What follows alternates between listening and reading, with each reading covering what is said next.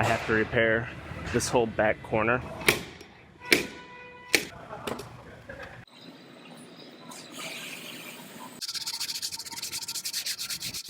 And this is gonna be my next project here. It's not gonna be fun. I have this van parked up next to the frame rack. I'm gonna use the rack as scaffolding. I have to repair this whole back corner. Crushed. So what I'm gonna do, I'm gonna first look and see what kind of access I have from the inside. I don't believe there's much, but I'm gonna see if I can get to any of it from the inside first. And then, depending on how that goes, I might have to weld some tabs right here to the edge. I probably will, actually, in order to bring that out.